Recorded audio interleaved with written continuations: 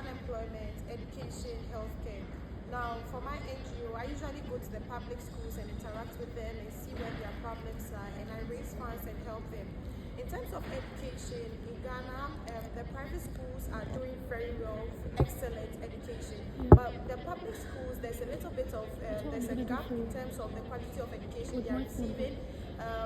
First of all, the infrastructure is not so good, and also the books and then the learning skills and methods that usually the private schools that we have, they don't have it.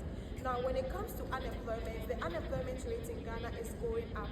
This is as a result of the fact that the curriculum is still static and it hasn't been changed. And also, in terms of what my brother said, he mentioned a mismatch. So Ghana is trying so much to bridge the gap between industry and school. When the gap keeps widening up, then unemployment keeps going up. And also, there should be like deliberate efforts to create more job opportunities for people in the market.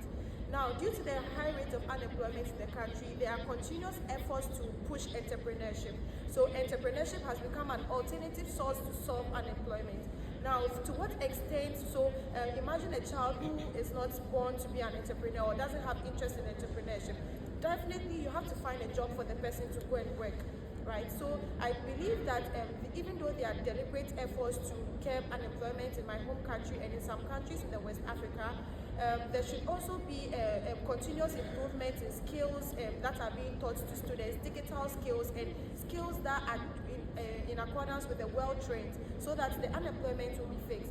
Now, in terms of education, there are standards for education. SDG 4 talks about good quality education. Now, under the SDG 4, there are specific things that are looked at in terms of education, which is free SHS and junior high school.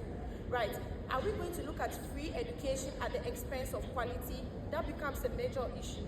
So even though most West African countries are being encouraged to do free education, can we also do a little bit of checks and balances on the quality of education being meted out to them as compared to the private schools? So this will help to bridge the gap and also like solve the issue. And the last thing I would like to talk about is the fact that in Ghana, for example, there are a lot of NGOs and there are a lot of clubs that are helping people to solve these issues and solve a little bit of social issues in the environment. And also, I think it's a good step that we are doing, and I'm also part of the change, and I'll make sure that I create the impact that is necessary in my home country. I appreciate that. Thank you so much for sharing. It's true, and as we've seen in these first couple of the introductions, that there is work to be done. So